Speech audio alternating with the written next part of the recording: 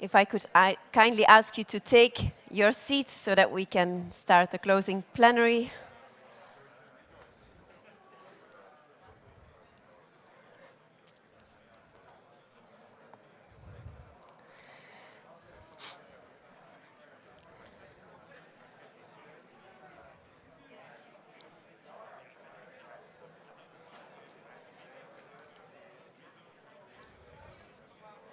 Okay, so good morning, everyone.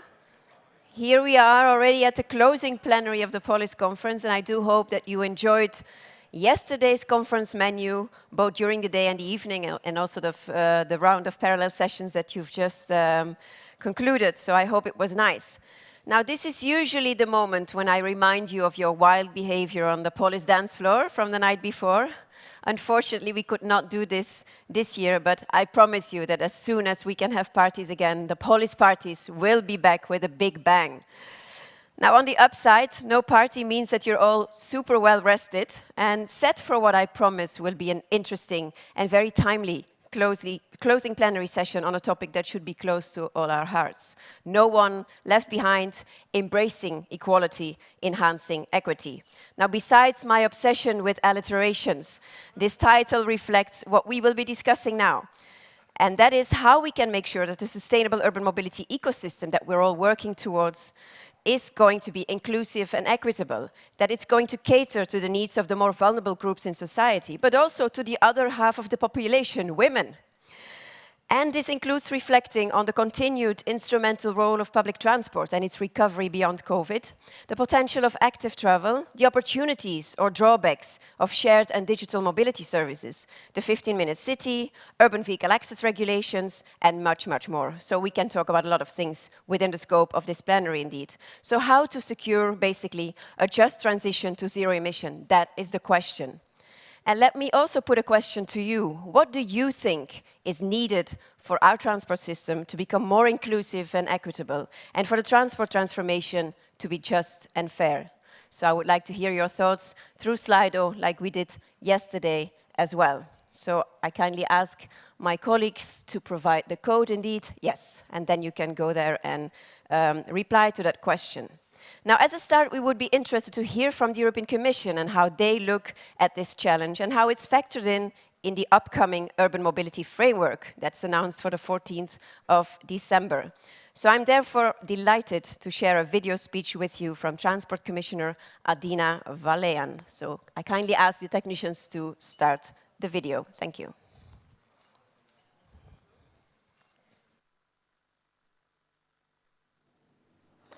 Ladies and gentlemen, dear all, in the transition to a more sustainable, smarter mobility, we must leave nobody behind. Unless we have everyone on board, the twin green and digital transition will not succeed. Inclusiveness is a core EU value, and we look to the European pillar of social rights to guide a socially fair and just transition. EU citizens have high expectations for transport and mobility, and rightly so. They expect rapid progress on air quality, traffic noise, congestion and road safety in their towns and cities.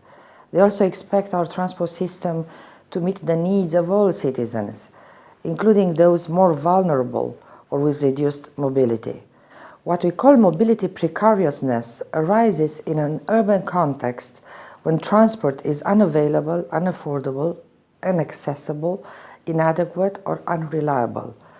It affects those with a low income and the unemployed, people living in rural and deprived areas without urban links, as well as migrants and ethnic minorities. These people are also the most likely to rely on urban public transport. A just transition means not leaving these communities and individuals behind, including when it comes to the coverage and affordability of public transport. EU cities also face an aging population, and therefore a rise in the number of inhabitants with reduced mobility. It is time to start adapting urban infrastructure and services accordingly. We should also think about gender. It's sad but true that safety and security is a major concern for women traveling alone, particularly at night. On 14th December, I will present a vision for a new EU urban mobility framework. It will not solve all of the challenges I have mentioned. There is no silver bullet, but we will propose more decisive EU action. I want a framework that supports cities, regions, and member states in developing safe, accessible, inclusive, smart, resilient, and zero-emission urban mobility. A cornerstone of this framework will be more effective and more sustainable transport hubs on our trans-European transport network. We want cities over 100,000 inhabitants to develop more ambitious, sustainable urban mobility planning. We need to go beyond the current non-binding approach while leaving sufficient flexibility to cities and respecting subsidiarity. This shift requires, in particular, a stronger public transport backbone, better active mobility options, making walking and cycling more attractive, for instance, and efficient zero-emission urban logistics and last-mile deliveries. I'm committed to leveraging action across all levels of governance and to driving forward a renewed, more inclusive and more effective approach. I'm sure I can count on your support.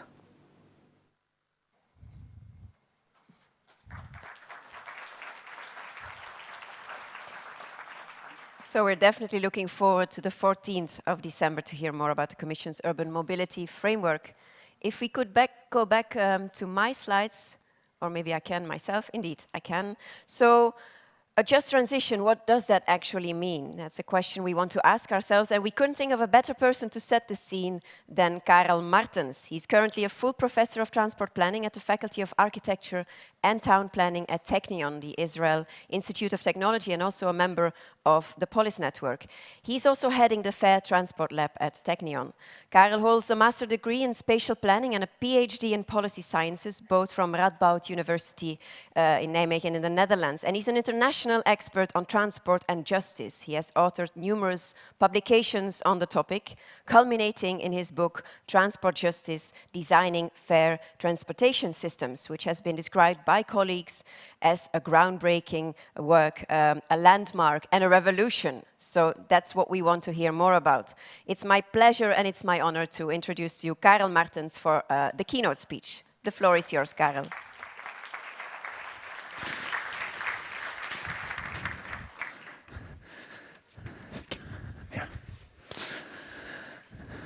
Thank you. I'm honored to be here on this stage as a POLIS member, but getting first time the stage here.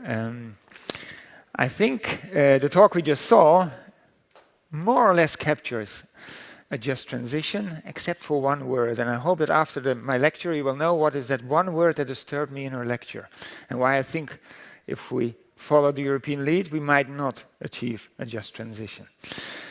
So I'll keep you a little bit in suspense to the answer. So social inclusion is a buzzword, has become a buzzword in the last 2-3 years, I would say. When I did my PhD in the late 90s, there was no such word in transport, for sure not. Justice was not mentioned, equity maybe as a more neutral term. But the last few years, I think social exclusion has risen to the agenda. And I think if you want to know what it means in transport, we should just simply look at a dictionary. And that's what I did. Let's start with a dictionary. And let's try to understand through that dictionary definition what is social exclusion. So there are many, many descriptions of dictionaries that inclusion is basically that everybody is part of, which doesn't say too much. But in the Cambridge dictionary, I found one description which I think is very useful to see both what might be wrong and how we perceive it, and what might be right. So this is the definition I found. Social exclusion is the idea that everyone should be able to use the same facilities, take part in the same activities, and enjoy the same experiences, including people who have disability or other disadvantage. And the Cambridge Dictionary adds, this is especially the definition used in education and social sciences. Now, in my perspective, transport is a social science. It's not engineering. Building a proper road is engineering. A working railway line is engineering. Transport policy is a social science. So this applies to us. Now, I think what most people would capture here immediately is the last part of the sentence, right? Social exclusion is about including people who have disability or other disadvantage. And so when we talk about social exclusion, very often what we think about is this kind of images. Public transport should be accessible for people in wheelchairs and other disabilities, should be accessible for women with prams, and sometimes fathers with prams. We should have public transport in rural areas. We should maybe turn it into transport, demand responsive transport, but it should be there. And it's maybe also talking about better walkability for the elderly, making sure there are curb cuts, making sure there's enough crossing time, and so forth.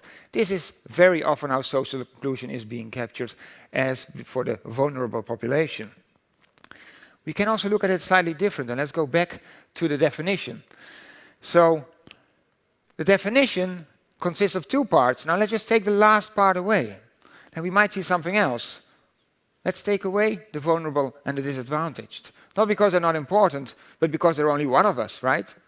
They're just like us. And actually what it says then is that everyone should be included. And it doesn't say only that, it says also everyone should be able to take part in the same activities. That's what it says.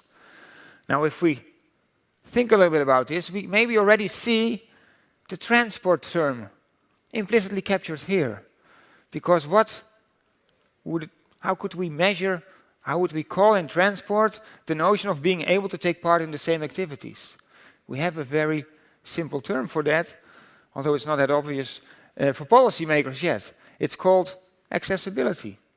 And accessibility, not as accessibility to vehicles or a pedestrian framework that allows you to walk without having difficulties to get back on the pavement again. Accessibility as accessibility to destinations.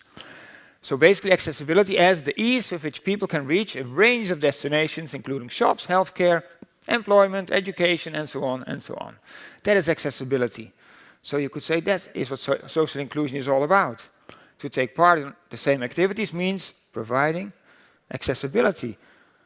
So social exclusion is then maybe the idea that everyone should enjoy the same level of accessibility to opportunities, because we want to have the same participation in activities, right, for everyone.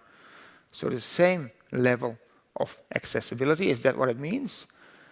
I am not sure. So in my book, I try to give a maybe more solid answer, maybe less confronting, because this is a very high demanding standard, right? Everybody should have the same accessibility to opportunities. Well, it's impossible to deliver the same opportunities in the rural areas as in the cities. So certainly this cannot be what social inclusion means, right? So what could it mean? So what I try to do in my book is to give a more systematic answer to that question. Not so much what is social exclusion, but more a general term, what might justice mean in transport? So I view transport as a policy field, actually a very important policy field, just like housing, education, and healthcare. And housing, education, and healthcare in most European countries are solidly based on principles of justice. But transport, there is no such principle. So what I've tried to do in the book is think about a possible principle of justice. And so I went through an endless series of thought experiments, and it took me years to come up, and I won't take you through that process, to come up with a very, very simple principle of justice, I think. And it reads as follows. Every person is entitled to a sufficient level of accessibility. So that means every person should have enough accessibility to have a full participation in society. So should be able to get to jobs, to healthcare, to education, to a sufficient level. Also have access to family and friends, to not be socially isolated, to have a sufficient level. Now, if you think this is an obvious statement, and you think intuitively appealing, that is the best case scenario, okay? My ambition with the book was not to prove everybody wrong. The idea is that when intuition and philosophy meet, we probably found a principle that is very robust and that can withstand critique, and probably a principle we can work with and can build our policies upon.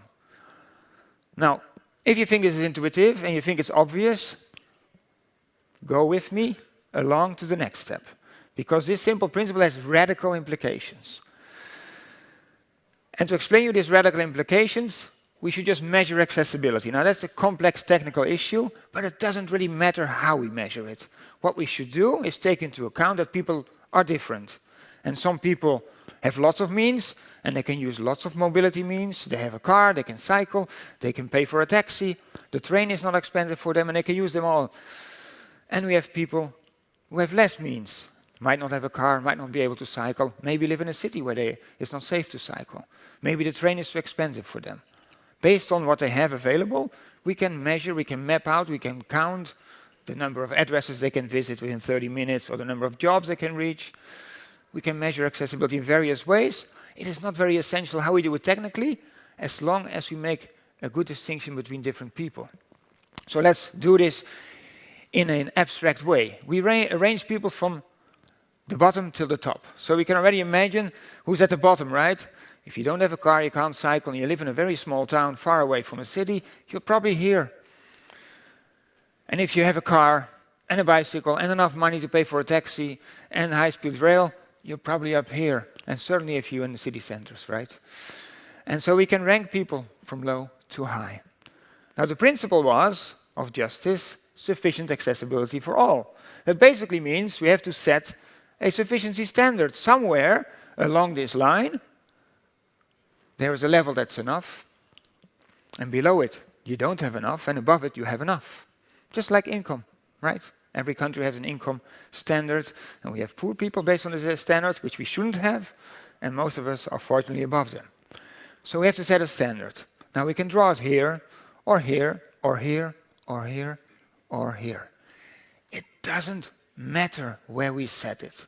It matters for the people who are below or above, but it doesn't matter for policy making. As soon as you accept a principle, you accept its radical implication. And the radical implication is as follows. You create two domains. One domain of insufficiency. If you're below the threshold, you don't have enough, right? And above it, well, that's obvious. You have enough. A domain of sufficiency. Now, these two domains imply different moral duties on government, right? I defined a right to sufficient accessibility. There is no right without a corresponding duty. With the citizens' right to sufficient accessibility comes the duty of all of us together, through the government, to provide sufficient accessibility. Now, this means basically that in the domain of insufficiency, we have the moral obligation to improve accessibility. That is what the government has to do. We set a standard. We think this principle is correct. We set a standard. Now we have to deliver. We have to improve accessibility. Great. You say, yes, that's the idea of social exclusion, right? Demand-responsive transport in rural areas, making public transport accessible for wheelchair users. Yes, that's part of the story. But the other part of the story is that when people are above the sufficiency threshold, we don't have any moral duty anymore. We don't have any obligation anymore, because they already have enough. I would even say stronger. It is not legitimate to tax everybody in this room to make me better off in accessibility, because I'm already way above that line. And it would be crazy that you all work hard and pay a little bit more money, so I get even more. I'm already above the sufficient threshold. Why would you give up money to make my life better? So the stronger lesson is, if those people who are above the line will still want more, they should completely and fully pay for it themselves. Now, this is the true radical implication of accepting a principle of justice. That when you're above a sufficiency line, you don't deserve more anymore, and we cannot tax others to pay for your extra. You can only pay it for yourself. Okay? Now, what does it mean in practice? So I took a case study of Amsterdam, and I analyzed the region there. And basically, I did the homework of the regional transport authority, which is responsible for public transport there and also for road investments. I did their homework, what I think every regional authority should do. They should measure accessibility. And it's not so difficult. We have all the tools available nowadays. So this is the region of Amsterdam, 16 municipalities, and so there's a transport authority that is getting most money from the national government to improve the situation in this region. Now, most of you who haven't lived in the region probably only know this area, which is wonderful, right? The city center of Amsterdam is probably an urban planner's dream and a sustainable mobility person's dream, right? All modalities are there. You can move around any way you want, and it's just perfect. What more do you want? But Amsterdam region is not only the city center. So let's analyze accessibility together with how easy it is to travel. So in this diagram I'm going to show you, on the x-axis there is what I call potential mobility. And it's basically a measure of how quickly you can travel, not where you can get to anything, but how quickly you can get around. Also when there's nothing. And on the y-axis we have accessibility again, from low to high. And obviously, the faster you can travel around, the higher accessibility, right? Destinations don't move around, so if I can travel faster, I can reach more destinations. So you would expect this general relationship between ease of movement and accessibility. Now let's map out a situation of the people living in that region. So in the region there are 190 traffic analysis zones, and for each zone I have accessibility data. And I know that there are people that have the pleasure of owning a car in those 190 areas, and there are every region, every zone also have people without a car. And I mapped the situation for both groups. So we're going to see 190 dots 3 times in this diagram. First we see the situation of car owners during off-peak time. And so they can travel at high speed, and depending on where they live, they have a high level of accessibility or lower level of accessibility. Now the same people with a car, in rush hour obviously speed goes down, there's congestion also in Amsterdam, and so this is their situation. Now in the same 190 zones, we also have people who don't have the luxury to use a car. Maybe some of them can cycle, and if you live in the city, you can benefit from it. I didn't take that into account. So I only have data on public transport accessibility. So if you're dependent on public transport, this is your situation. And we don't see any connection between speed and accessibility. It's entirely where you live. Whether, I'm going to make it, entirely where you live, whether actually your accessibility is high or low. So if you live in a city center, you'll have lots of accessibility. But the farther you move out from the city center, public transport speed still remains low, roughly, but destinations are farther and farther away, so you don't reach them within 30 minutes travel time, which I set as a benchmark here. Now, in this diagram, we can draw, of course, our sufficiency thresholds, right? If the region would do the analysis and would adopt a sufficiency principle, they will have to adopt also a threshold. So we can either draw it here, which is called 20% of the average accessibility level of a person with a car in rush hour. So we think it's enough if somebody who doesn't have a car can reach only 1 in 5 opportunities that are accessible by car in rush hour for the average person in the region. We think this is enough. We might agree on that. I don't know. We should empirically analyze whether it's enough to really have a decent life. We can also put it at 50%. So you can reach 1 out of 2 jobs the average person can reach with a car. Now, it doesn't really matter, again, what standard you set. Basically, what you do is you identify who is not served well and who has to be served better. That is what you do. And so, basically, you create a duty, but you at the same time generate money. Because what money did I generate? I defined one problem away for most people in the Amsterdam region.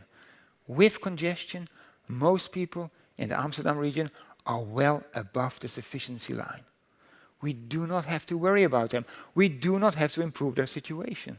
And if they want to have a better situation, we can build them a pay lane which has to pay entirely for itself. If freight traffic wants to travel without traffic jams, we can demand that they pay for it themselves. There is no reason that you all will pay for this. There is no reason. And so actually I generated a lot of money for social inclusion. It's not something we do on the side. We can actually generate billions of euros if we only analyze the situation differently and understand who is really being served well and doesn't need more attention, and who's very poorly served and deserves more attention. So, who are these people who don't have enough accessibility? So yes, people in rural areas if they don't have cars. Most people in the Amsterdam region, if they have cars, still have sufficient accessibility. Only up the north, they don't. I won't get into details about this. Yes, people with disabilities have more difficulties, and if your public transport system is not accessible, we should do something about it. Yes, the elderly more and more have difficulty driving and they are affected, but there are many more, and actually it was beautifully mentioned in the video we saw before, because those who are mostly affected is not such a small group. It's not just a few vulnerable people. Actually, we're talking about people with low incomes who either cannot afford a car or do afford a car. They have a car, but they don't use it for most trips because it's simply too expensive to use. And from all the low-income households, I estimated about 20–30% use their car hardly because it's simply too expensive to use for every trip. It's there for emergencies. So low-income people, immigrants, often come without a driving license, often do not have the money to get a driving license, often don't speak the language to get a driving license, and they will not drive for long. It will take them lots of years before they can drive, if they ever can and will. Children, right? They are now dependent on their parents if they have a car. You would want them to be independent, right? And a substantial group of people we don't talk about who are afraid to drive, for whom driving is very, very stressful. And this is also not a small group of people. We're certainly talking about several percentages of the population who are too afraid to drive, or too afraid to drive in the night, or too afraid to drive on highways, or too afraid to drive in rush hours. So we're talking about a substantial group of people that are affected by insufficient accessibility, that even in the region of Amsterdam, known for a good public transport system, don't get enough. And so basically we're talking about well-served people having a car and those not well-served having no car. That's a simplification, but it roughly gets you to the point. So let me conclude with my transport justice perspective on social inclusion. And let me then explain why I thought there was one word wrong in that video, and maybe you already picked it up. So social exclusion is not about fine-tuning the wonderful transport system we have and make sure it's also serves vulnerable groups. It's not about a little extra bus here and another facility in a bus so the disabled person can use it. That's not what it's all about. It is about improving accessibility for a large share of the population that doesn't get served well at the moment. Maybe they get by, but they certainly deserve more in a wealthy society that we are in Europe. And we should, if we adopt this principle, we should at least bring them to the sufficiently level. There is no reason in a rich society like Europe that there are people living with insufficient accessibility and so are excluded from society, don't get jobs, don't go to the doctor, don't see their family and friends. There is lots of research on this. These are not fictitious situations. People do not participate because of transport. So this is what we have to deliver, and this means we have to have a radical shift in our policies and our funding priorities. It is not about having a little extra money. It's basically about fundamentally reframing how we see transport, how we see the transport problem. And then I come to the problems sketched in the video. So she mentioned, I forgot her name, sorry, I should know her, of course. She also mentioned the word congestion. Now, congestion might lead to insufficient accessibility, but in most cases it does not. People are in congestion because it's the fastest way from A to B, or is the cheapest way for them, or the most comfortable. And in most cases, it's all three together. So if we want to create an inclusive transport system, we should put our money somewhere else and measure different problems, measure insufficient accessibility, and we'll see that congestion evaporates as a problem. And then we can really change our priorities. So thank you. Thank you very much, Karel. Very interesting presentation indeed, and a lot of food for thought. Talking about food, here are some Belgian chocolates for you. Thank you. To take home. And I would like to take this opportunity now to invite the panel to the stage. So we have an impressive lineup of experts. Yes, yes. that will now also share their views on what we have just been talking about and what the overarching theme of this plenary is. So let me invite to the stage David Dessers, Deputy Mayor for Mobility of the City of Leuven, Nathan Ashley, Head of Strategic Policy, Equity and Safety at Void Technology, Matthew Baldwin, Deputy Director General, European Coordinator Road Safety and Sustainable Mobility and Missions Manager for the Climate Neutral Cities from DG Move, European Commission, longest title ever, Mohamed Mesghani, Secretary General at UITP, Jill Warren, CEO of the European Cyclists Federation, and Rita Jacinto, Program Manager of the Division for Pedestrian Accessibility at the City of Lisbon. You can choose where you want to be, but some people will have to pass on mics. Yes, indeed. Yeah, so you need to be next to each other then, if you don't have a headset. That's for Rita. Maybe you go next to Matthew then, yeah. And Rita, you can be close to me.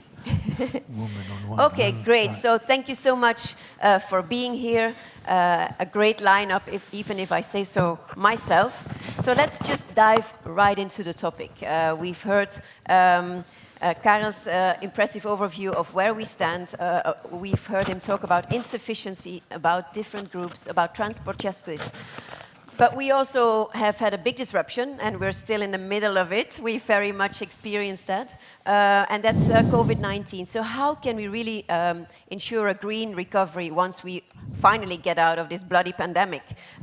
Knowing that public transport has been hit hard, for example, and it's very clear that public transport should remain the backbone of our sustainable urban mobility ecosystem, because we basically have no viable alternative. Mohamed, you're the perfect person to ask this question. How can we rebuild this backbone? How do we do that? Thank you, Karen, and good afternoon, everyone, and congratulations for a great event. Yes, of course, this pandemic came with a big disruption in public transport ridership. Now we estimate currently that public transport recovered between 60 and 80% of the passengers compared to the pre-COVID levels. But there are also some lessons which are interesting to share. In UITP, we are monitoring the ridership in 50 cities around the world. Every week we collect these figures. And there are a number of lessons, but I would like to mention two of them. First is that ridership is recovering faster during weekends compared to weekdays, mainly because during weekdays people still work from home, but then they are back on weekends, and in some cities on weekends is 100% of the ridership. And the second lesson is that Tuesday is now the most crowded day in public transport. In some cities, on Tuesdays, they have already reached 100% of ridership compared to pre-COVID levels. It means that people are not afraid anymore to use public transport. They are back. I mean, if we have days with 100%, means people, they are back. But there are also a number of lessons we have learned from this crisis on how to make public transport recover, I would say, the levels they used to have. So first is that we have learned that resilience is very important, that we need resilient public transport systems to be prepared to cope with this kind of events, sanitary events or climate events as well. And when we speak about resilience, it's not just about resilience of infrastructure, it's also about the resilience of the governance. It means that we have to have a more agile governance system, more agile contracts between operators and authorities in a way that we can react quickly. The second lesson is about the allocation of space in the city. And I think this is really a very key issue. We have seen during the lockdowns periods how much space is used by car, or wasted, I would say, by cars.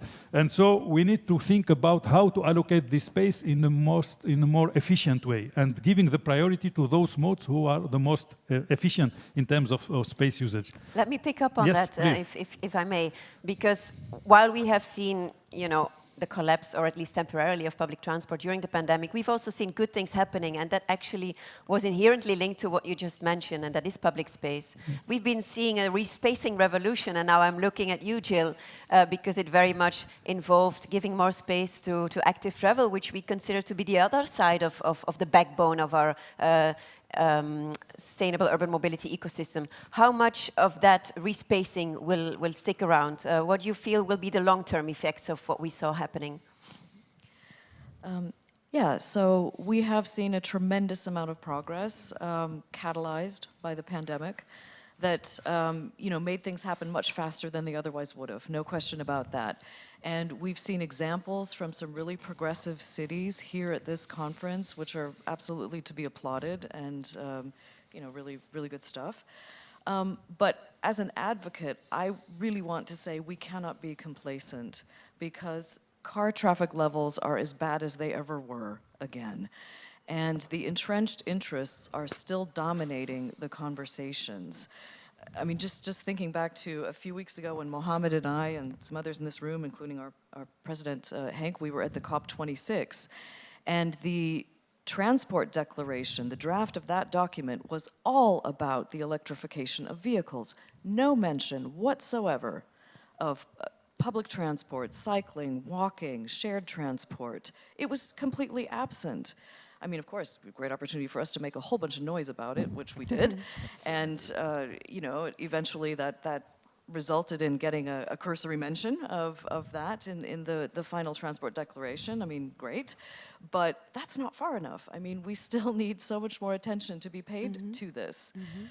So, there's still something wrong with what's influencing all of the things when we know that the most sufficient and sustainable and efficient forms of transport are not getting the attention that they deserve for the potential that they have. I think we can all agree that the attention is very much deserved. But recovery also needs to come with more investments. I think we can agree on that as well. And now I'm looking at you, Matthew. Do you have some money for us? I mean, how can we make sure that not all the money is going to saving the automotive sector or the aviation sector? Tell us. Well, thank you. Firstly, thanks, Karen, for Welcome. doing this. You didn't back off in the face of Omicron, and we've had a wonderful conference. Thanks, Gothenburg, for laying on proper weather. It's been lovely to see everyone. So I've enjoyed myself hugely, up until you asked me this question. Look, funding needs to follow policy. And when you just take one example, look at what we did with the Recovery and Resilience Facility. Thanks to pressure from the community, which is well represented on this stage, we actually framed the RRF around sustainable urban mobility, around active mobility and public transport and rail and so on. And the result is that the big bazooka is pointing in basically the good direction in terms of where the money is going. We need to see how it comes out in practice, and then we need to chase after member states to make sure the money is actually spent in these things in an effective way. But I think this is a positive trend. You mentioned, and I'm sorry it didn't come out in time for your birthday, Karen, I'm sick with guilt, the Urban Mobility Framework. It comes out 3 days after Karen's birthday. Isn't that terrible? But that will provide, again, a renewed framing for what we do and how we take it forward. There is already, just to take the example of the CEF, a lot of things we can do to support urban mobility. And I don't think we use that enough. I don't think we use enough the CEF blending facility, the CEF debt instrument. Including plugging into sort of EIB financing and so on. And last but not least, in terms of money following policy, you knew I was going to mention it, the 100 Climate Neutral Cities project, that needs to be an effective funnel for channeling money to the cities that are doing this huge challenge, including on mobility. And then I think you start to see this not as a sort of automatic cash machine for cities, for countries, for different parts of the urban mobility project, but a way of dynamizing the whole and pulling in the private finance, which is ultimately going to determine success or failure. So we've got to see the thing a bit holistically, but that's my rather simple answer. And last but not least, when we come to the urban mobility framework, we're going to strengthen the sustainable urban mobility plans. And let's try to channel more money into that direction and use that as the focus. Okay, channeling money. I like that. So assuming we all have the money now, maybe we also have to look at how we can redefine public transport, for example, and broaden its scope and we have to recognize that also the different groups that Kyle was mentioning, they cannot all be served by mass transit, right? So I'm looking at you, first of all, Nathan, because we know the backbone, active travel and public transport, but what role do you see for micromobility? Are you competing with that backbone, or are you complementing and filling the gaps? It's a very good question. And working for Voi, being a Swedish company, although my accent is from the UK, we are very much at home here. But it's safe to say that when we've had conversations around how to have an inclusive meeting, it's always about saying yes and rather than yes but. So when it comes to micromobility, we very much see micromobility as an extension to public transport. Micromobility is the yes and of public transport. And there's three good examples where that has been the case. The first one, during COVID and the pandemic, micromobility has supported socially distanced travel. And that's been the case particularly in the UK, where lockdown has been quite severe, and many people have used that service to ensure that they're not able to use public transport, that they can have that socially distanced form of commuting. The second one is how we've done a study in Stuttgart where micromobility showed that it increased public transport use by 35%, which is a great statistic, and it was great for the city of Stuttgart. And the third one is in Stockholm. We found that micromobility is also a lot more carbon efficient than a user taking a bus, for example. So I think there are three very good examples of where micromobility can actually both support the public transport network, but also extend it. And I think that's the key to micromobility, seeing it as part of the public transport network. So I think when everyone leaves here today and you see an e-scooter or an e-bike, think yes and rather than yes but. Yeah. Okay, and substituting the right trips indeed, not getting pedestrians onto an e-scooter. We don't want that. Leuven, you are also investing in shared mobility, maybe not in e-scooters yet, but still you are doing things to embrace shared mobility options. Can you tell us a bit more about that? What's happening in Leuven? Yeah, maybe first of all, is my microphone working? No. No. Now okay, it is. now it's working. Maybe first of all, I want to say things are changing very rapidly at the moment on the level of mobility. And we all know that cities are using all kinds of technology to realize these changes. And yeah, I'm thinking about mobility as a service, shared mobility services, etc. And as such, that's good. But while the market and the research is good in delivering this technology, I think you also need political answers to make sure that this technology ends up or is applied also in a socially just way. That the mobility as a service, for example, there is access for all. And that is something that is a little bit worrying sometimes at the moment. So we as a city, we are investing a lot in what we call e-hubs or mobi points, so shared mobility services. But what we can see is that as such, it's very accessible because it's easy to use it. You just need a smartphone, you just need an internet connection, and you just need to know how to do it. And then you have to pay the price. But all these things can be problems because we know there are persons who cannot afford it.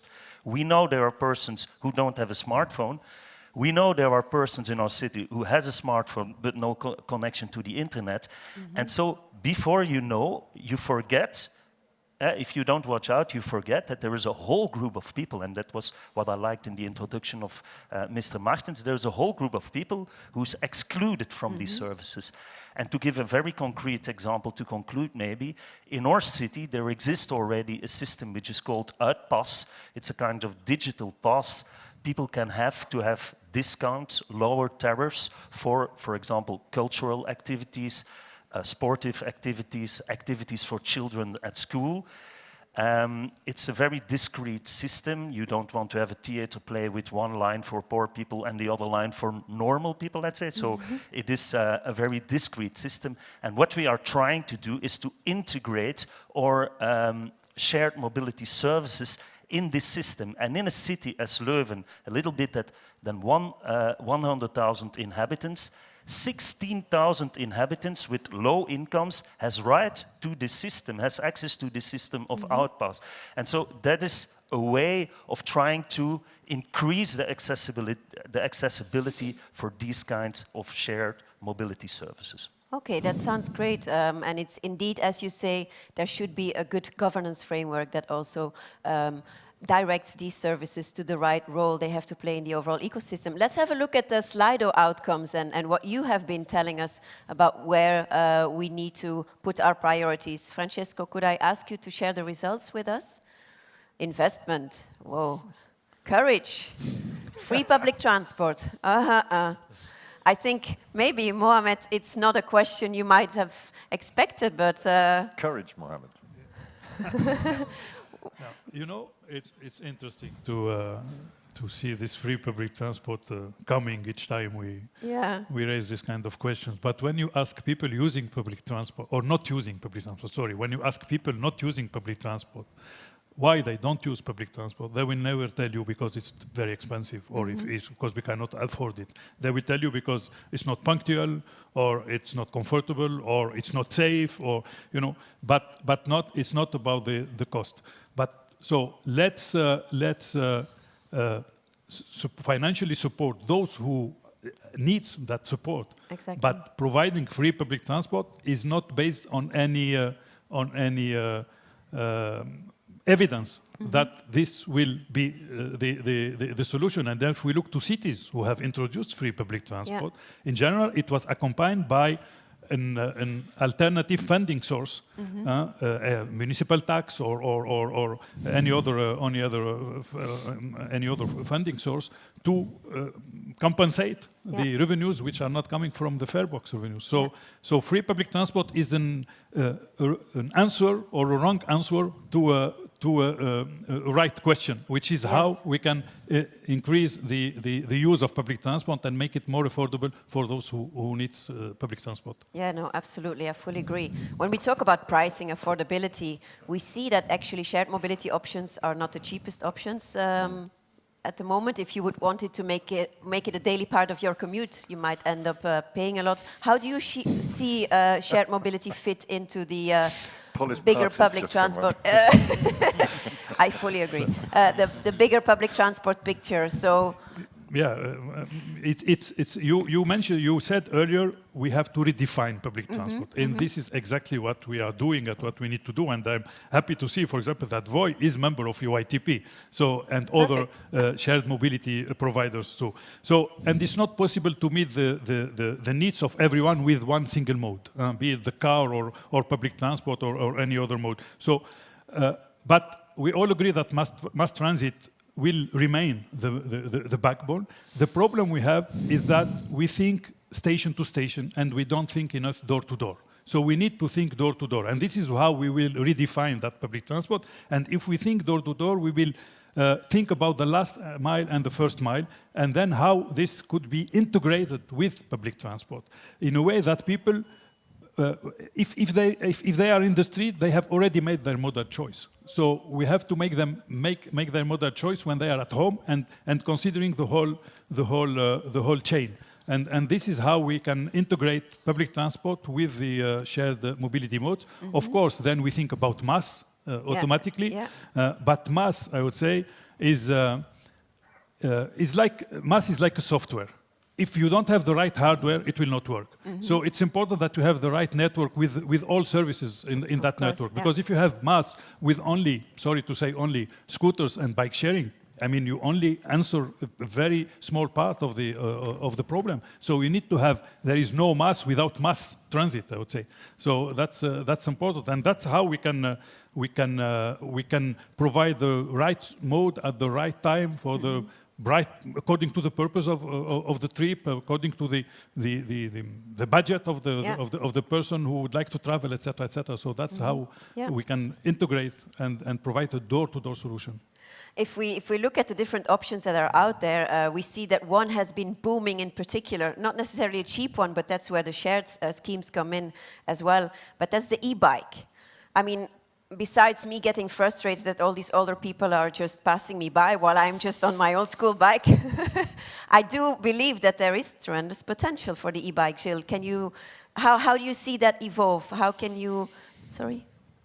The mic, yeah. How can you see the e-bike in the context of becoming more inclusive, besides the price of the e-bike as such?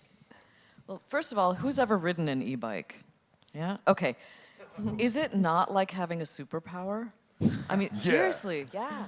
I mean, I mean, e-bikes are really transformational. I mean, they open up cycling to so many more people of all ages and abilities.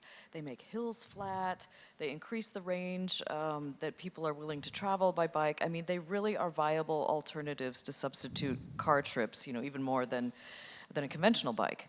And the different types of e-bikes that we see, whether, you know, cargo bikes and you know, regular bikes and things like that, also really increase what you can do by bike. And cyclologistics is one really good example of that. And that has the potential then to replace polluting diesel, you know, deliveries in cities and things. So it's really transformational.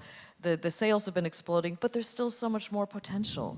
And that's what I think really, really exciting about e-bikes. I think that needs to be supported and encouraged as much as we can with all of the different mechanisms that we have to do that. And that would include, I mean, yes, they are more expensive than conventional bikes and therefore possibly less accessible to the number of people who would benefit from them. But if we see it in the context of their potential to replace car trips, for example, then they're not that expensive, are they? And so subsidies and other purchase premiums and all kinds of things that can help get them into the hands of more people can only be a good thing, I would say. If we then look at the different groups in society that we need to pay special attention to while making the system basically more inclusive for all, Rita, you are a person that is really working on the ground, let's say, you know, implementing the measures. We are all very good at talking, but you are doing it. You know, you are really doing it, and you're doing it in Lisbon. Which key actions do you think are instrumental when it comes to improving accessibility and mobility opportunities for all groups in society? Hello, everyone. This will be a bit tricky because I speak with my hands. So I will, in terms of excluded groups and focusing on people with reduced mobility, I think it's important to start by saying people are not people with reduced mobility per se. It's always in relation to the context. It's always in relation to the built environment. So let's say I have to go up some stairs and the steps are 1 meter high. I would become immediately someone with very high, with a lot of reduced mobility. So as cities, we need to understand that we are creating a lot of the barriers for people. We are creating the reduced mobility. And we need to take the opportunity as cities in everything we do, not to create more barriers and to reduce the barriers we have already created. It's not that it's this niche population and now we need to take care of. So for most people, they are not people with reduced mobility per se. And I think it's very important to have this change of mindset for planners. And cities don't have to have this big, huge master plan before they start doing something. Every city is doing construction work, is working with transport operators, whatever they have that's already going on. It's better to do something than to actually do nothing. Mm-hmm. Working for a city council, I have to say that we need, and thinking about the case of Lisbon, but in other cities as well, we need a lot of activism, civil organizations and citizens, and to involve citizens in the project. Not just something that you do at the end when the project is almost finished, and do you like it, do you not like it, and you kind of pretend you're going to integrate their opinion, but really from the start. And a lot of people who start projects think, oh, citizen participation, wonderful. Having disability rights organizations involved and looking at the project, wonderful. Just not on my project because now we don't have the time. Mm-hmm. And it's always very nice for someone else's project, but we need to start on our own projects. And working for the city, it's very helpful to have that activism coming, and we want to convince politicians of change and what to do, and politicians don't like to look bad, no one does, and maybe it will take a bit longer, but it's really helpful to actually make the change from the inside. So looking at these things and how instrumental that is from a policy perspective, why, Matthew, is the Commission then so obsessively focusing on digitalization, automation, and electrification as if that's going to solve everything? Is it really going to solve everything? Shouldn't we go back to basics first and do the stuff that Rita is talking about? By magic, yes. Actually not. Look, technology and digitalization and innovation are great enablers for change. I don't think we should pretend otherwise. And also, if you look at it from a European perspective, supporting the green transition, the digital transition through things like Horizon Europe partnerships and joint undertakings, it's what we do. It's an effective channel. Is it necessary? Yes. Is it sufficient? No. Analog geeks like me like to point out exactly as you said, that, you know, back to basics, some of the things we have work pretty well. And so while we should continue to use digitalization as quite a fierce enabler of a lot of the things we're trying to do, again, climate neutral and smart cities, you won't be able to deliver effective mobility without really enabling all the technologies that are available, including yours. But I want to pick up what Jill said in an earlier round, which is that as we start focusing on these new technologies, like electrification, again, necessary but not sufficient, it's quite wrong to say that this is the magic bullet that will solve everything. And that's why I thought you guys, all of you guys, I think, on this panel, did so well to fight in Glasgow for those additional words. And we need to, you know, we need to broaden out much more. And the other point about inclusion in relation to these issues is that we very easily forget safety. I mean, it's a slippery concept, this inclusion thing, but I don't think you can have a genuinely sustainable or inclusive mobility unless you're thinking about safety. And again, then we look at the numbers. Who are the people dying on our roads and cities? Sorry to those who've heard me say this before, but 70% are the vulnerable road users. We've made safety inside the car pretty effective, particularly in cities, and that's great. We haven't yet done it for those outside the cars. So again, inclusiveness, sustainability and safety for all is the watchword, and technology can't solve all that on its own. You are representing technology, Nathan, with Micromobility, which is digital, inherently digital in nature, and it's electrified.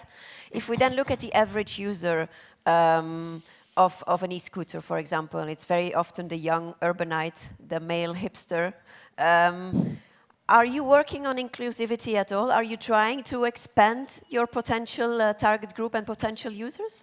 I think that's been one of the most exciting things about micromobility and working at Voi. One of the first things which we did, we partnered with an organization called Open Inclusion. And they have an amazing panel with over 500 people with different types of disabilities, ranging from someone who might be deaf, neurodiverse, average height, below average height, over the age of 65. And we engage with this organization and this panel on a regular basis. And I think one of the key things which we've learned from this group and this panel is that people with disabilities, people which are normally not able to use the service, want to be able to use the service. They want to work with us to be able to design micromobility to work for them. The other key element to that is the policies which are in place. A good example is dual riding, 2 people on a scooter. Mm-hmm. Many people will say, you know, that's not something which a lot of cities want to see. But those people on these panels, in this disability group, for example, would like to see that, because they're able to then travel on a scooter with their carer or you know, whoever it might be. So some of the policies which are being created can also limit people with disabilities and the options which might be there for the future. So at Voi, we're very much looking at working with cities now, but we're also thinking about the future and how we can create a service which can be more inclusive for everyone. Could I ask you a question on this? Does that mean you're going to be redesigning the scooters so that they're fit for 2 people and all the dynamics of that, or how does that going to work in practice? The opportunities are endless. And I think we've seen with organizations like Clax and Click or Omni, where they've created accessibility scooters which people can use, so that's obviously an option there. But equally, we have a number of hackathons with our engineers, where we do bring people in to sort of see how we can design scooters for the future. And you mentioned, Matthew, about safety and equity, and it's those 2 things which we think about a lot in order to create a scooter or micromobility service which can work for everyone. So we might see new devices popping up on our city streets in the coming years. But it's a very interesting thing to hear that you are actually working on this and you know, broadening the scope of your vehicles or potential users and making them more inclusive. Now we've been talking about so-called vulnerable groups, but very often when we're talking about inclusion, you get the kids, the old people, the disabled people, and the women. Like I mean, nothing against all those vulnerable groups, but I don't think it's right to say that we fit in that line. We can be vulnerable, we can be disabled, we can be poor, or we can be other things, but we are, most of all, 50% of the population as well. So how come we are still not at the point where mobility planning is factoring in that 50% of the population? And Rita, I know it's a topic that is close to your heart and that you are also trying to change that in Lisbon. So the gender perspective, tell us, how do we finally make gender mainstreaming in transport a reality and a standard approach? Bit by bit. So, like other social rights issues and human rights issues, women are invisible and the data about women is invisible, and there is a huge gender data gap in mobility. So it goes hand in hand with other social issues until we look at it and think, wow, there's really not a lot of data about women in mobility and what are women experiencing. And women have different travel patterns. It's called the female travel pattern. And what do I say about it? What do I mean about this? So, on average, women do 75% of the unpaid care work in the world. There's variation from region to region, but the majority of the unpaid care work is done by women. And women have different travel patterns in the way that they have more small, several, interconnected trips called trip chaining to provide for all these people and all these tasks. So picking the kids from school, going with an elderly person to the doctor, doing groceries, all sorts of things. Women on average earn less than men. And the data about the needs of women while doing all this type of trips and how women feel and what they're exposed to just isn't there. And once we start to dig a bit into the data, we found, actually for women as well, we find a lot of new things because women don't talk about it. So I'll tell you a bit about the case in Lisbon. We're doing a pilot project on improving mobility conditions, especially for women. And especially for women because this was a new topic and we realized we didn't have a lot of data or experience with it. So we chose a particular neighborhood. This is actually a quite deprived neighborhood, and a lot of women have irregular schedules and they work in shifts. And if you just look at a bit on the surface, fine, most of them walk and use public transport. Very sustainable. But once we start to dig into the data, it's quite revealing. We did a survey with teenagers at a local high school. We conducted focus groups with teenagers, adult women, and including older women. We did face-to-face interviews on bus stops. And what do women experience and what they're subjected to, it's not just my opinion or your opinion. You really hear that 13-year-olds know if they go on the bus, they put a sweater around their waist because the men look less at them. They know what streets to avoid. So in terms of mobility, they're already doing a few choices to avoid certain areas. Oh, I don't take the bus in the evening if my husband is not picking me up by car at the bus stop.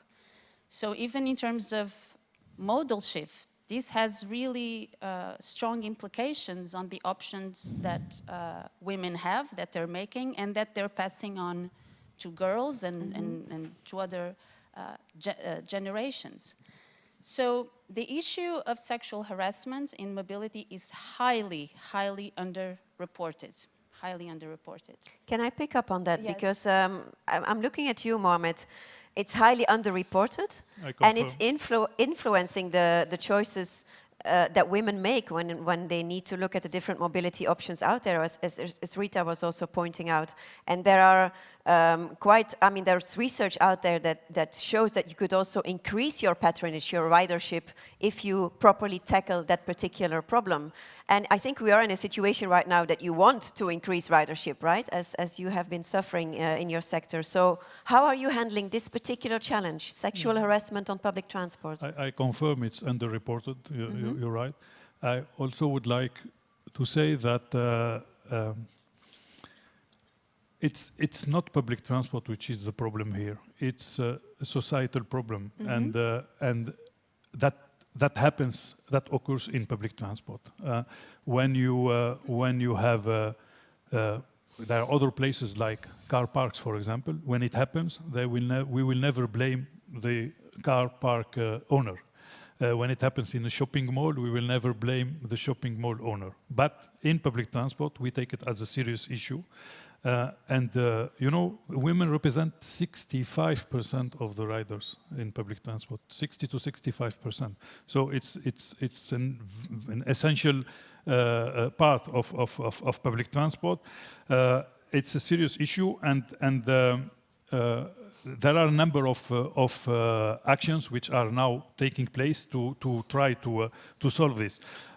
First is that it starts in the design of the vehicles themselves and the design of the stations. The seating, the way we put seats in the vehicles, we noticed, for example, when you put the seats on both sides of the vehicle, like in London in the underground, you have much less risks for sexual harassment than if you are sitting face to face with someone. Also, we're trying to avoid dark places in the stations, for example, by improving the lighting. Also, putting and increasing the feeling of security by displaying information about the issue itself, by also showing that there are CCTVs, cameras in the stations, by communicating also in the station about the topic, increasing the presence of staff. In the station, in the vehicles, and in UITP we are working with the International Transport Workers Federation on that specific topic of sexual harassment and what could be the role of the staff, of public transport staff, to prevent and to avoid that. Also, it's about now, for example, we see more and more networks which are allowing the buses after a certain time at night, after 9 or 10 p.m. to divert from their road to drop a woman closer to their home. So this kind of also having apps on the smartphones to alert or to share information with other women. In this kind of information with other women. So at the end, you know, we are aware in public transport that if it is good for women, it will be good for everyone.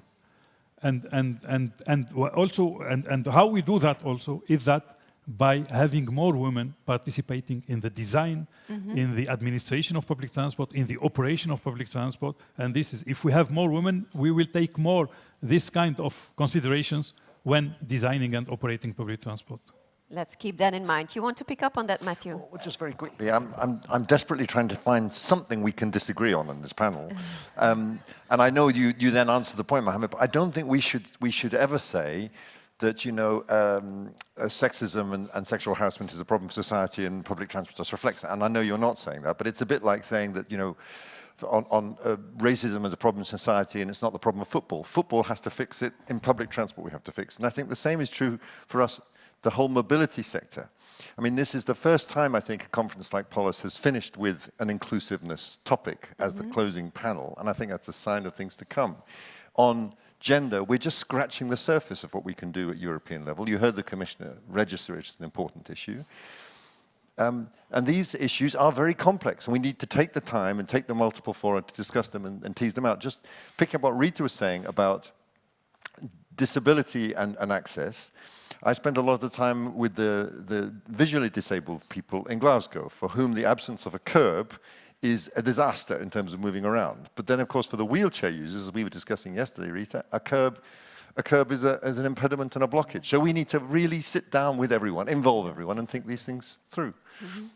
Yeah, I would like to pick up on that, David, and raise 2 points with regard to Leuven. First of all, you are one of the finalists of the European Access City Award, so I'd like to hear from you why you think you would deserve the prize, and we will know tomorrow whether they get it or not. But also, you know, what we've been talking about a lot over the past 2 days is this route towards zero emission and towards climate neutrality, and are we sure that in that move towards climate neutrality, we can also be inclusive? Very often it's mentioned that if we introduce zero emission zones, or if we introduce urban vehicle access regulations, all the kinds of sticks that we will need to move towards climate neutrality, we will be hitting those that are already vulnerable the hardest. Is this true, or is that a fake narrative? I would like to hear your views on those 2 points. Soft questions, Karen. Which city do you live in, by the way? Kesselo. Yes, that's true. Let me say that if we as a city would win the City Access Award, I think it's tomorrow that we will know it. It's a prize for the city, but it's in the first place a prize for our advisory board accessibility. And on that level, I totally agree with Rita. If we are making plans, and also you said it, bring together the stakeholders, those people who know what they are talking about. And when we are making plans, we were always used to consult the spatial planners, the environmental experts, etc. But why not asking the question of experts by experience?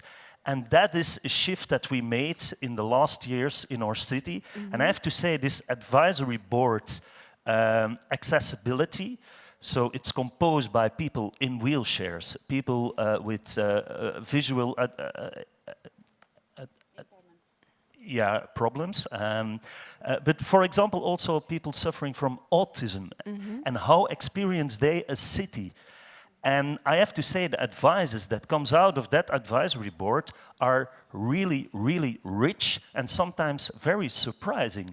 Things we completely forget, the smartest people in our city administration completely forget, and they give the remarks and you can adapt your plans. But the condition is that you start in the beginning with it and not at the end, as you already said. Yeah. And I also think that that's key for everything we discussed this morning. Participation, co-creation is extremely important. Yeah, you wanted to quickly pick up on that, Rita, right? And then I go back to you, David. Just very quickly, because these advisory boards also hold the administration and decisions, they hold them accountable, and they say, look, we need to set goals. There's regulation for the environment, there's regulation for other things, for fire safety. We need to have regulation and we need to follow it for accessibility. And this advisory board is really key for these issues. You have to oblige your city administration to ask their opinion before plans can be approved. That's absolutely a condition. If not, it's always the same. It's at the end when the plans are ready, you say, okay, we have a plan, what do you think about it? And then very often it is too late, or even things are already established, and then they say, look, it is we made an e-hub in front of the train station, and we thought it's the best place for the e-hub, because people coming out of the train station find an e-bike, combi mobility can, and then these people said, look, it's completely on the walking line of blind people. Yeah. And so it is a huge problem for blind people. So we forgot somehow to ask these advisory boards their opinion, and you made terrible mistakes. We put it on another place later on, but you know, these are petty examples. Yeah. The second question. Yeah, let me first pick up on what you just mentioned, and then I'll come back on the second question, because it also reminds me what you're saying about what we've been discussing at your lovely conference earlier this year, when we were still optimistic and thinking we were coming out of COVID and starting conference season again. In September, Velocity. Cycle diversity was at the heart of that conference. So when you hear the other panelists talk about inclusion, about diversity, what were the main takeaways from your conference that you think are really, you know, essential here in this discussion? Yeah. Well, we talked about so many different. Oh, sorry. We talked about so many different facets of it, but I think I'll concentrate on just one thing. I think more cycling and a strong cycling culture in a city increases inclusion and accessibility in the sense that it gives people more accessibility to job opportunities, places of cultural or sportive interest and all that kind of things for people of all ages and abilities.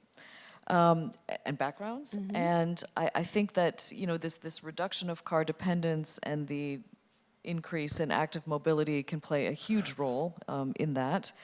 And I think even when I look at a place like Lisbon, what we learned about Lisbon, how they have programs to refurbish or get bikes for socially disadvantaged people who otherwise wouldn't have access to a bike, young people, that kind of inclusion is really, really important. But also teaching people to ride a bike, maybe adults that never learned as children. And that's something that we have in a lot of cities, which is so to be applauded. I mean, that's the kind of work that is just invaluable for that kind of inclusion. Yeah, I know that's something you've been doing in Leuven as well as such training courses. Now, let's bring in the climate neutrality dimension again and what I was mentioning to you. Is that going to be an inclusive transformation? I can be very short because I took maybe too much time in my previous answer. I can be very short about Leuven. Leuven is a climate ambitious city. We want to reach climate neutrality at least in 2050. I know that 2030 would be better. 2030 would be better. 2030 would be better. We're doing our best. But I just give you one figure. Leuven is considered as a rich city, and somehow it is because it's a university city with many people with university degrees, etc. But nevertheless, inside the ring road, in the city center, 25% of the children are raised in families in poverty or where there is risk to poverty. And of course, poor children doesn't exist. They are part of poor families, let's say. But that's 25% of the people living inside our city center. So the answer somehow is, it is completely impossible to become climate neutral as a city if you don't include also that part of the population.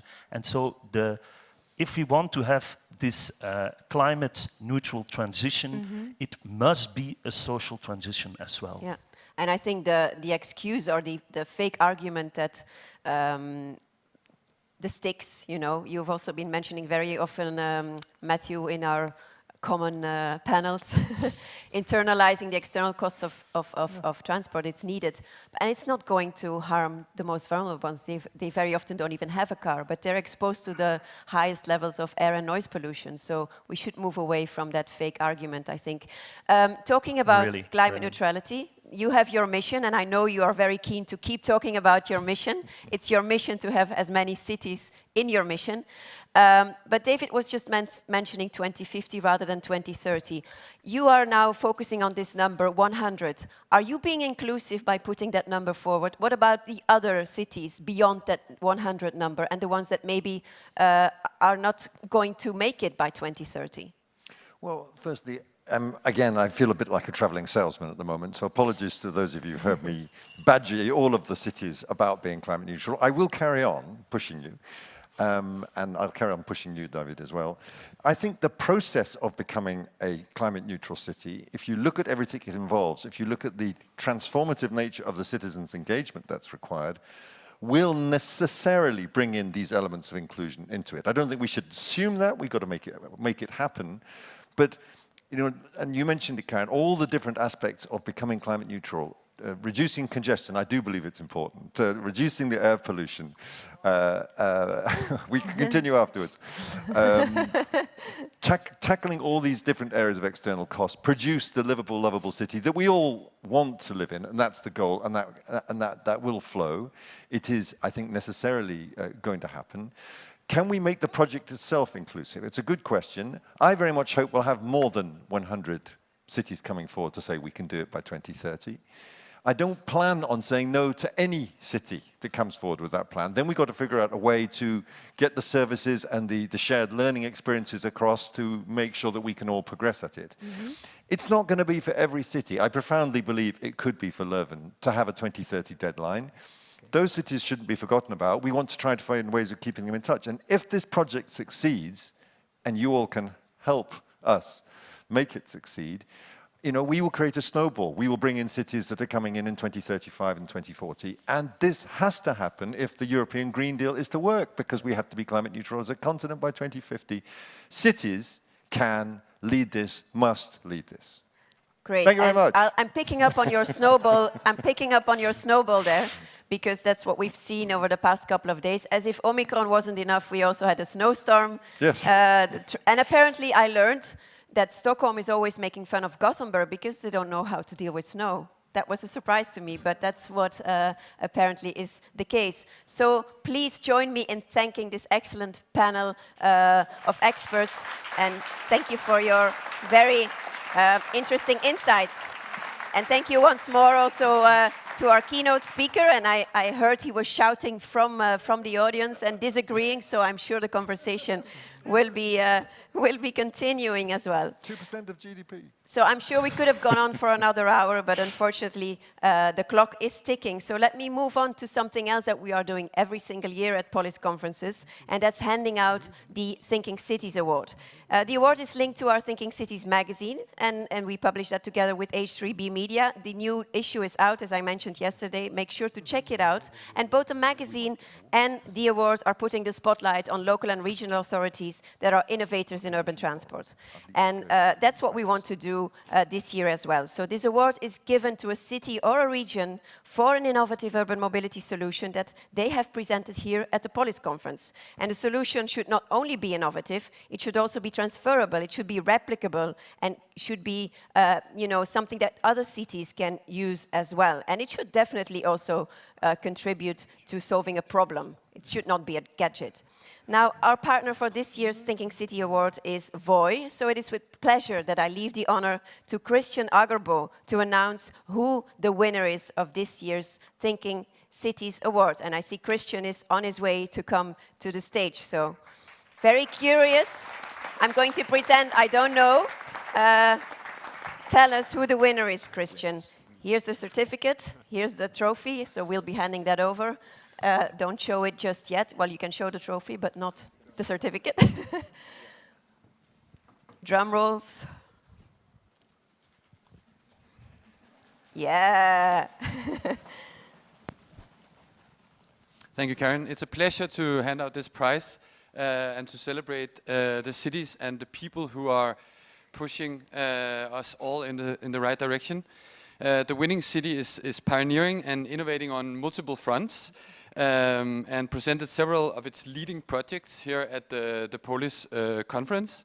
They enlightened us on how to preserve societal value in a mass ecosystem, a topic that is at the heart of POLIS discussions on mass. They also told us about how they're rolling out e-hubs, smart green mobility hubs that make shared services easily accessible and integrated into the local mobility ecosystem.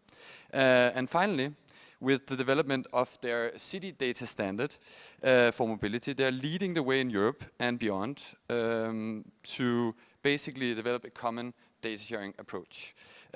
These are the key innovations that they shared at this year's conference. And we are not even talking about their leadership on air pollution, fighting air pollution, and the transition to zero emission. And some of you might have guessed it, but we will still hold it a little bit more. Some cities need to be frontrunners and are willing to face the risk that this brings along. And this city is clearly doing so. The winner of this year's Thinking Cities Award is, and the envelope, the secret envelope, the city of Amsterdam. So let me call to the stage Willem van Heiningen, Diederik Basta, Daan van der Tas en Tom Groot. Willem, Diederik, Daan, Tom, please come to the stage. I hope you're still around. Congratulations.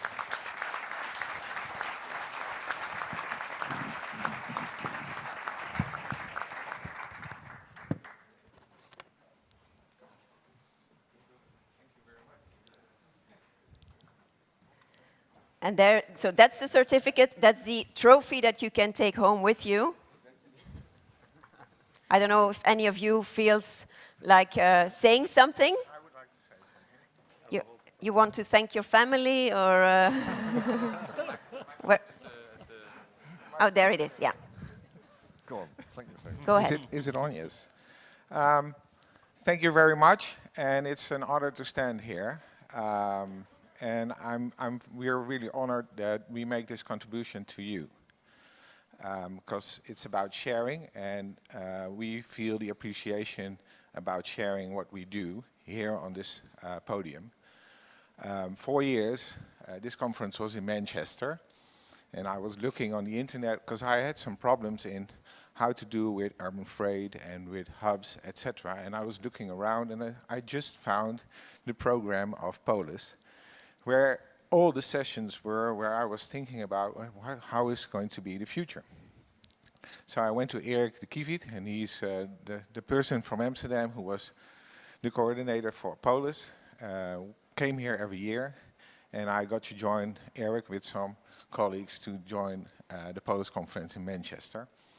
And I was inspired. I got energy, I got all kinds of ideas, and I inspired hopefully also my colleagues to come here to contribute, to presentate. And now we're standing here and making our own contribution to you. So that feels very, very lovely, and I hope we can continue this for the coming years in not only thinking about cities, but also sharing and caring about cities. And see you next year, hopefully, in Brussels. Thank you very much, Willem, and congratulations again. We'll have photo opportunity afterwards. So time has also come for another ceremony, actually, because we're saying goodbye to Gothenburg as Polish president and are welcoming our new city as an incoming president, a city that is very close to my heart, I have to admit, as many of you will know. Now, Tony, I would like to thank you. Where are you? There you are. Thank you for your leadership. Thank you for your ongoing support for Polis over the past 2 years. And you've been an inspiration to many other cities and regions, and you will continue to be so because you're doing so many great things here in Gothenburg. And you have made this conference a huge success, I think we can say, under very challenging circumstances. So it's also not a coincidence, by the way, that you are one of the previous winners of the Thinking Cities Award a couple of years ago. Now, let me give you a box of Leuven chocolates called Bittersweet, because that's, I think, what this farewell to the presidency must feel like. And the stage is yours one more time. Thank you very much. Ladies and gentlemen, it's been a great pleasure having you all here for this conference. I hope you enjoyed it, both with knowledge, information, sharing, and coming together. We provided warm inside, information, knowledge, but unfortunately cold outside, but it was a good reason to stay inside instead. It was very pleasurable to see you all here, to be able to do this conference. I know my staff here in Gothenburg were very worried until the last if it was going to be possible to do this in a physical meeting, but we were able to do it. And I would like to thank the staff of Gothenburg for all the hard work they've done. I know how much time you put into this. It hasn't been easy to plan all this, and since this is, as I understand, the biggest policy conference ever held, so it's been a great job for you to do. Thank you very much, and applause for them.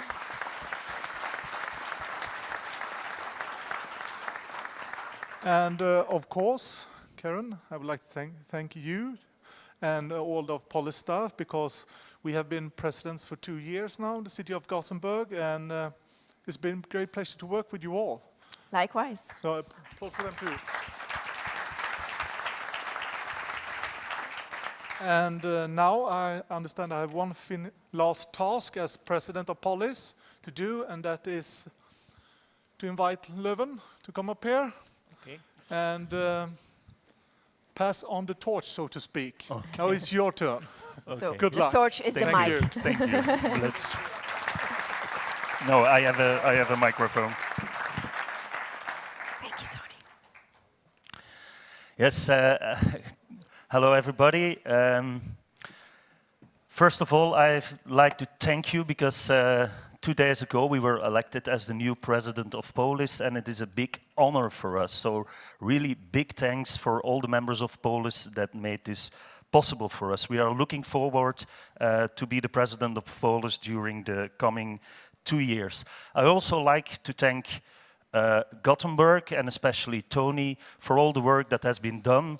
I've heard that they did a great job, a big vision they brought in the working groups, and also they did it in a very specific period with the COVID pandemic, etc. And it is fantastic that we had this conference here in these strange times and that we could be here together. I think we all enjoyed it a lot, so thank you. I also, for sure.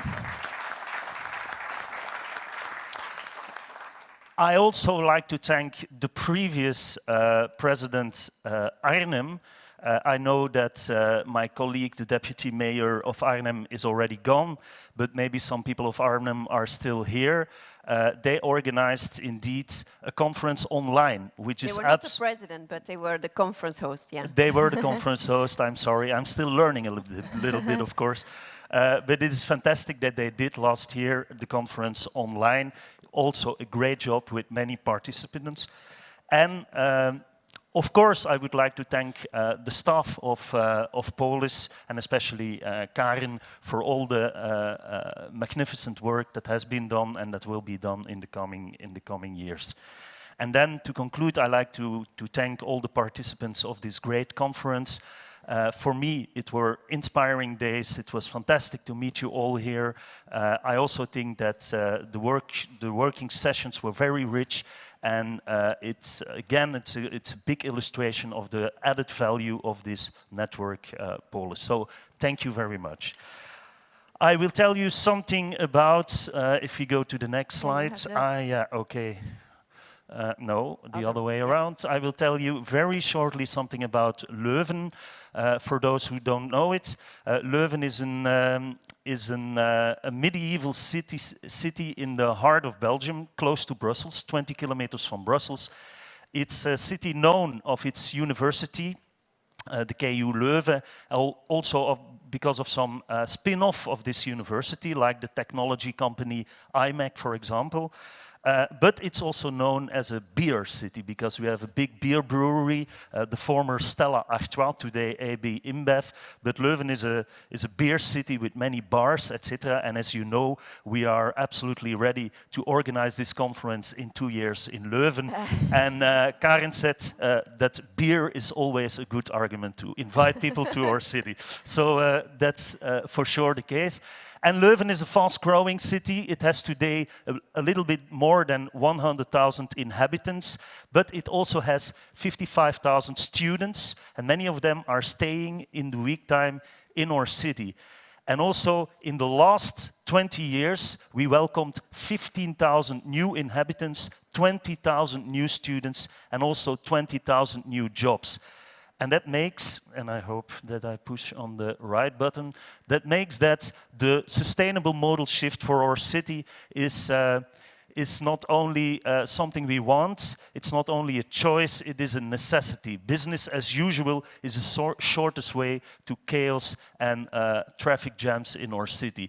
So we want to be a front runner concerning sustainable and future-proof mobility, and so we aim to realize a modal shift by 2030 by lowering the cars by 20%, to double the public transport and to double bicycle use. We're also, I already said it, a city that wants to become climate neutral, and we are doing it with what we call Leuven model, a model of collaboration, participation, in which the city works closely together with the university, with the industry, with citizens, with civil society organizations. And together we can realize these goals, we think.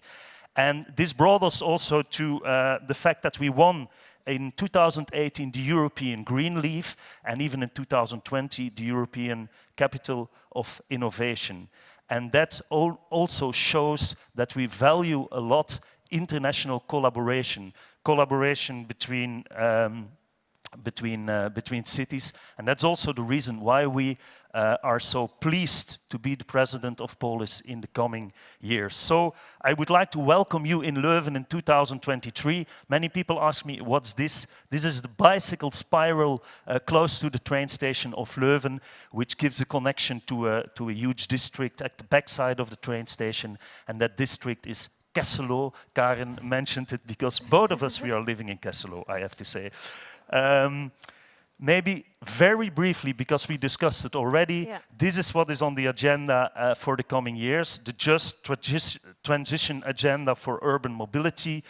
We discussed it. We have to ensure a just transition towards cleaner and more resilient urban mobility, but we have to do it in an affordable way, more inclusive and safer. You can all read this summarize of the key action points. And yeah, I will not repeat the whole debate what we had here, but this just transition is in the heart of the work that we will do in the coming years. So once again, thank you and see you in Leuven later on. Thank you so much, David. And I really look forward to working with you and Leuven, obviously, on this just transition agenda and so much more. Yeah. So now, dear friends, time has come to say goodbye, but also to say thank you once again. And there's still lunch, of course, and site visits ahead of us as well. I would like to thank the entire POLIS team. You're all superstars, and we are facing growth with this conference, and to such an extent that even, you know, it kind of overwhelms us. You should know that together with the host city, we are still doing everything ourselves, and it's becoming a bigger and a bigger job. So while the whole team is a team full of superstars, I would like to single out two people who have done a tremendous job. Julie, Alexia. Come over.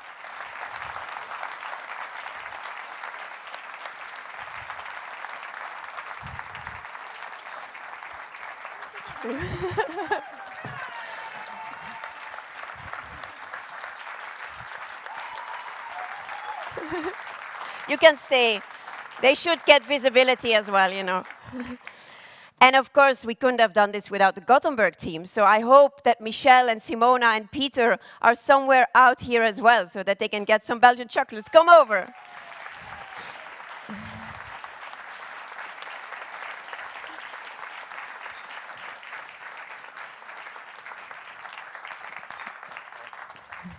Thank you so much. Great job.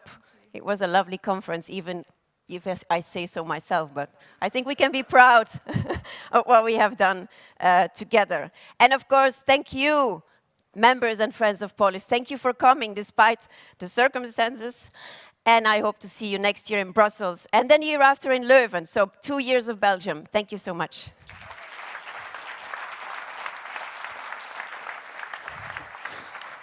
Enjoy your lunch and enjoy the site visits.